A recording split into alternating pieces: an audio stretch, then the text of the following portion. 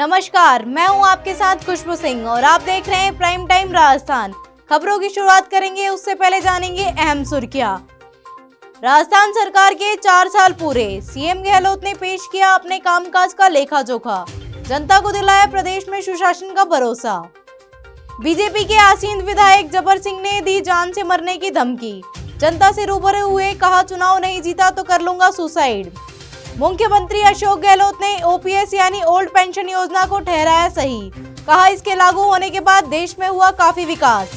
CM Gehlot ने Vedanta pink city half marathon को हरी झंडी दिखाकर किया रवाना, सुबह 6:30 बजे अल्बर्ट हॉल मैराथन में किया फ्लैग ऑफ। अब खबरें विस्तार से। राजस्थान में कांग्रेस सरकार का 4 साल का शासन 17 दिसंबर को पूरा हुआ। इस मौके पर मुख्यमंत्री अशोक गहलोत ने अपने कामकाज का लेखा जोखा पेश किया और जनता को प्रदेश में सुशासन चलने का भरोसा भी दिलाया। सीएम गहलोत ने अपने ट्विटर पर जन घोषणा पत्र जारी किया है, जिसे उन्होंने मॉडल स्टेट का राजस्थान का नाम भी दिया है। इस जन घोषणा पत्र में अशोक गहलोत ने अपने 4 साल के कामकाज की उपलब्धियां बताई है। 17 दिसंबर शनिवार को मुख्यमंत्री निवास पर आयोजित प्रेस वार्ता में मुख्यमंत्री अशोक गहलोत ने कहा कि राज्य में कोई भी सत्ता विरोधी लहर नहीं है और इन 4 सालों में ये सबसे बड़ी उपलब्धि है। राजस्थान की जनता राज्य सरकार के खिलाफ नहीं, राजस्थान में कांग्रेस सरकार के 4 साल पूरे होने के बाद भी अपने संबोधन के दौरान सीएम अशोक गहलोत ने कहा 4 साल भी राजस्थान की जनता राज्य सरकार के खिलाफ नहीं है। आमतौर पर हर जगह ऐसी स्थिति हो जाती है और लोग गलतियां निकालने लगते हैं, लेकिन राजस्थान में स्थिति अलग है। राज्य सरकार के लिए इससे बड़ी उपलब्धि कोई नहीं हो सकती। गहलोत ने अपने संबोधन के दौरान प्रधानमंत्री नरेंद्र मोदी से पूरे देश में सामाजिक सुरक्षा लागू करने की मांग भी दोहराई।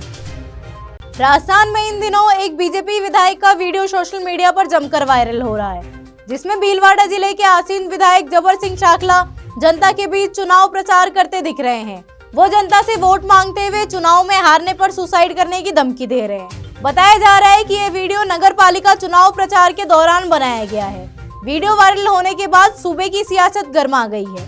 लोग अपने विचारों और बयानों के साथ इस वीडियो को खूब वायरल कर रहे हैं। वायरल वीडियो में विधायक जबर सिंह जनता के बीच खड़े दिख रहे हैं। माइक पर लोगों को संबोधित करते हुए बोल रहे हैं, थाने लागे कि मैं सेवा की दी हूँ, निस्वार्थ तो मारो खुद को वार्ड है, 23 और 24 अगर मैं हार गयो तो खुद जहर खार मर जाऊं लो। थाने सही कह रही हूँ। वीडियो में विधायक कह रहे हैं कि अगर मैं चुनाव हार गया तो जहर खाकर मर जाऊंगा। अगले साल होने वाले विधानसभा चुनाव से पहले यह वीडियो जमकर वायरल हो रहा है। सरकार के 4 साल पूरे होने पर सीएम अशोक गहलोत ने पिछले बजट में की गई ओल्ड पेंशन स्कीम यानी ओपीएस की घोषणा को सही ठहराया है। गहलोत ने कहा कि भले ही देश के कुछ अर्थशास्त्री इस योजना को आलोचना करते होंगे, इसे सही नहीं मानते होंगे, लेकिन उन्होंने इस फैसले में मानवीय पहलू का भी ध्यान रखा है। इसके साथ ही सीएम गहलोत ने कहा कि ओपीएस के साथ उन्होंने आरजीएचएस का भी महत्वपूर्ण फैसला किया है, जिससे पेंशनर्स को बड़ा फायदा होगा। हालांकि उन्हें माना गया है कि इस फैसले की चर्चा अभी तक कम हुई है, लेकिन यह भी बहुत लोगों को फायदा दे रही है। गहलोत ने कहा कि घोषणा पत्र को पॉलिसी का आधार बनाकर हमने बता दिया है कि हमारी नीति और नियत में कोई फर्क नहीं है। ओपीएस की पैरवी करते हुए गहलोत ने कहा कि ओपीएस था तब भी देश में काफी विकास हुआ था। इस बयान को 3 बार दोहराकर उन्होंने इस पर फोकस किया। राजस्थान के मुख्यमंत्री अशोक गहलोत ने Vedanta pink city half marathon को आज सुबह यहां हरी झंडी दिखाकर रवाना किया। गहलोत ने राज्य सरकार के कोई भूखा न सोए संकल्प को साकार करती Vedanta pink city half marathon को सुबह 6:30 बजे अल्बर्ट हॉल से हरी झंडी दिखाकर रवाना किया। उन्होंने धावकों से हाथ मिलाकर आगे बढ़ते रहने के लिए उत्साहवर्धन किया। Run for zero hunger theme पर आयोजित मैराथन में 3 श्रेणी 21, 10 व 5 किलोमीटर में धावकों ने दौड़ पूरी की। उन्होंने कोई भूखा न सोए, निरोगी राजस्थान और आगे बढ़ने का संदेश दिया। गौरतलब है कि इस मैराथन में सभी धावक मिलकर जितने मीटर दौड़े हैं, आयोजक समूह की ओर से उतने जरूरतमंद लोगों को भोजन कराया जाएगा। इस अवसर पर श्रम राज्य मंत्री सुखराम बिश्नोई, वेदांता समूह व आयोजन से जुड़ी प्रिया अग्रवाल हैबर, आकर्ष हैबर, रितु झिंगन और डॉक्टर मनोज सोनी सहित अन्य लोग मौजूद थे। धौलपुर जिले की सेपऊ थाना पुलिस ने कार्रवाई करते हुए करीमपुर गांव के पास पेट्रोल पंप पर लूट करने वाले एक शातिर बदमाश मोनू जाट को गिरफ्तार किया, जिससे पुलिस ने हथौड़ा और लूटी गई राशि बरामद करने के प्रयास कर रही।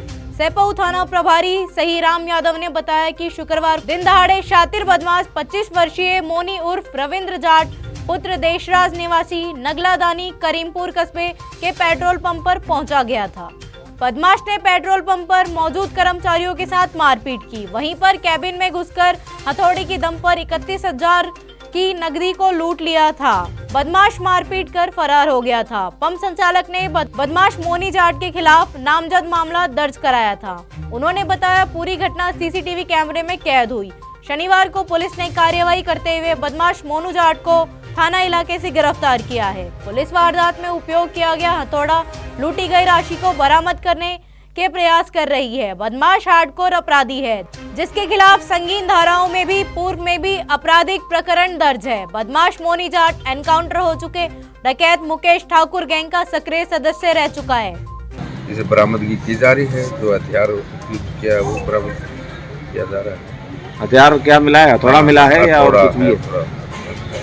और इतना लेकर के जो भी है माल बताकर लोगों को बीएसएफ के वीर जवानों ने अद्भुत शौर्य प्रदर्शन दिखाया। लोकसभा अध्यक्ष ओम बिरला की पहल पर दोनों ही शहरों में जवानों ने हैरतअंगेज कर देने वाले स्टंट दिखाए। साथ ही लोगों को सुरक्षा बल के डॉग स्क्वाड के करतब और मारक हथियारों का प्रदर्शन देखने को मिला। कार्यक्रम में लोकसभा स्पीकर ओम बिरला, विधायक अशोक डोगर और विधायक चंद्रकांता मेघवाल ने भी शिरकत की। ऐसे में खेल संकुल आमजन से लबालब भरा हुआ नजर आया। आजादी के अमृत महोत्सव के अवसर पर दुनिया के सबसे बड़े सीमा सुरक्षा बल द्वारा देश के विभिन्न शहरों में विशेष आयोजन किए जा रहे हैं। इसी को देखते हुए स्पीकर बिरला की पहल पर बूंदी में आज खेल संकुल शौर्य प्रदर्शन शो का आयोजन किया गया है। इस शो में सीमा सुरक्षा बल की विश्वविख्यात सीमा भवानी मोटरसाइकिल टीम अपने स्टंट से लोगों को दांतों तले अंगुली दबाने को मजबूर कर दिया है। सीमा की सुरक्षा में जवानों का साथ देने वाले डॉग स्क्वाड के कर्तव्य भी प्रदर्शित किए गए हैं। घुसपैठियों को पकड़ने के साथ विस्फोटक को ढूंढ निकालने की उनकी क्षमता ने लोगों को हैरान कर दिया। शो में बीएसएफ के जवान हथियारों के साथ ड्रिल भी की गई। इसके अलावा बीएसएफ द्वारा प्रयोग किए जाने वाले घातक हथियारों की प्रदर्शनी भी लगाई। यहाँ बीएसएफ के जवानों ने लोगों को इन हथियारों के बारे में बुनियादी जानकारी दी। इस शौर्य प्रदर्शन शो के दौरान बीएसएफ जवानों की अनूठी खूबी भी दर्शकों को देखने को मिली। गजराज और चेतक ड्रिल करते हुए बीएसएफ के जवानों ने कुछ ही क्षणों में मिनी ट्रक और जिप्सी जैसे वाहनों को कई टुकड़ों में अलग कर दिया और फिर उसी तेजी से वाहनों को फिर से जोड़ दिया। गजराज और चेतक ड्रिल इस प्रकार के शो में दर्शकों के लिए विशेष आकर्षण रही। शो के दौरान बीएसएफ बैंड की स्वर लहरियां भी दर्शकों को सुनाई दी। आकर्षक यूनिफॉर्म में यह जवान जब विभिन्न प्रकार के वाद्य बजाते हुए दर्शकों के सामने से गुजरे तो वहां का माहौल भी कुछ अलग ही हो गया। बीएसएफ जवानों का यह बैंड दुनिया के सभी विभिन्न बलों के प्रमुख बैंड में से एक है।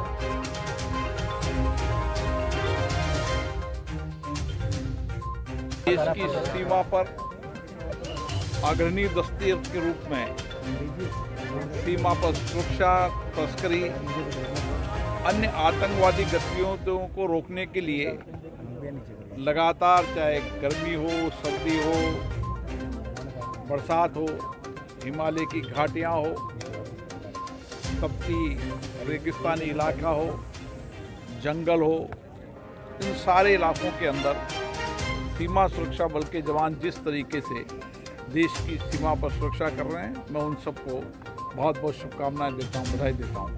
आज आज़ादी के अमृत महोत्सव पर शौर्य दिवस के रूप में आज यहाँ पर जो जवानों ने जिस तरीके की अपने अपने क्षेत्र के अंदर जो बेहतरीन उत्कृष्ट प्रदर्शन किया, उनको भी मैं शुभकामना देता हूँ, बधाई देता हूँ। किस तरीके से हमारी महिला टीम जो अपनी जान जोखिम पर डालकर एक हौसले, आत्मविश्वास को बढ़ाने की प्रेरणा देती है, उनको शुभकामनाएं।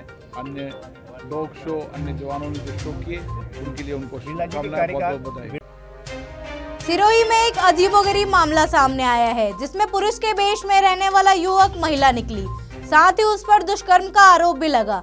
नाबालिग लड़की से दुष्कर्म के आरोपी को गिरफ्तार करने के बाद सिरोही पुलिस ने चौंकाने वाला खुलासा किया है। पुलिस ने जिस आरोपी को गिरफ्तार किया है वह पुरुष नहीं है। जांच में पता चला कि वह महिला है। पुरुष के वेश में आई इस महिला को पुलिस ने नाबालिग से दुष्कर्म और अपहरण के मामले में पकड़ा था। बलात्कार के मामले को तब जांच की पुष्टि के साथ खारिज कर दिया गया था। वह एक महिला थी, लेकिन नाबालिग के अपहरण के आरोप में उसे न्यायिक हिरासत में भेज दिया गया था। सिरोही महिला थाना प्रभारी माया पंडित ने पूरे मामले की पुष्टि की है। पंडित बताते हैं कि मामला 28 नवंबर को दर्ज किया गया था। आरोप है कि शंकर नाम आरोपी ने नाबालिग लड़की को अगवा कर उसके साथ दुष्कर्म किया है। पुलिस ने मामला दर्ज कर 5 दिसंबर को आरोपी को हिरासत में लिया। हिरासत में लेने के बाद आरोपी को थाना लाया गया। पुलिस की शुरुआती जांच में पर्दा उठ गया। आरोपी ने पुलिस को बताया कि वह पुलिस नहीं बल्कि महिला है। वह एक पुरुष के रूप में प्रच्छन्न महिला है। इसके बाद पुलिस ने आरोपी शंकर का मेडिकल परीक्षण कराया। इस जांच की रिपोर्ट वाकई चौंकाने वाली थी। इसमें आरोपी महिला होने की पुष्टि हुई। थाना प्रभारी माया पंडित के मुताबिक आरोपी पर रेप का आरोप झूठा निकला, लेकिन उस पर अपहरण का आरोप भी लगाया गया था। पुलिस में दर्ज मामले के मुताबिक उस पर अपहरण का आरोप लगाया गया था, इसलिए उससे संबंधित धारा के तहत गिरफ्तार किया गया है। आरोपी शंकर यानी महिला फिलहाल न्यायिक हिरासत में है। पुलिस की पूछताछ में आरोपी ने आपबीती सुनाई।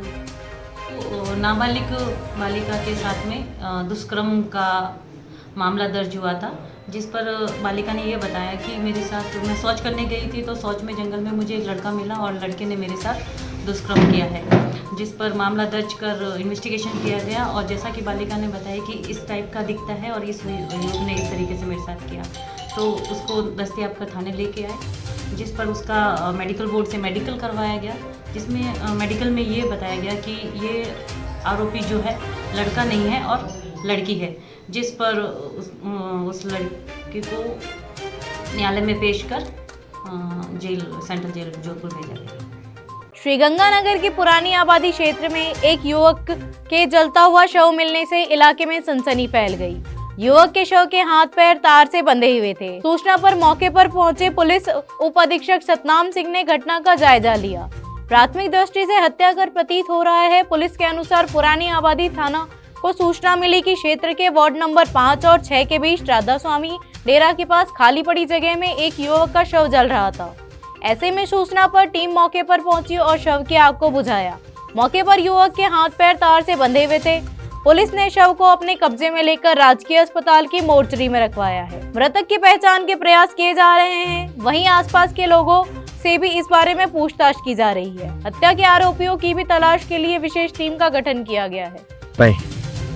ये पुरानी पुलिस थाना पुरानी आबादी क्षेत्र में सुबह करीब 8 बजे थाने में सूचना मिली कि एक डेड बॉडी जल रही है, तो उस राधा स्वामी डेरे के पास, जिस पर डीओ मौके पे पहुंचा। उस समय आग जल रही थी, उसने आग को आगे बुझाया पहले, फिर थाना अधिकारी और डिप्टी साहब और हम सभी लोग आए तो पास को पता किया तो सुबह 5 बजे करीब भी पड़ोसियों ने इसको देखा था आग जलते हुए। तो ऐसा लग इसके हाथ पैर दोनों तार से बंधे हुए हैं और इसकी पहचान नहीं हो पा रही है, तो इसकी पहचान के लिए इसको मोर्चरी में रखेंगे और इसकी पहचान करा के फिर अग्रिम कार्रवाई इसमें की जाएगी।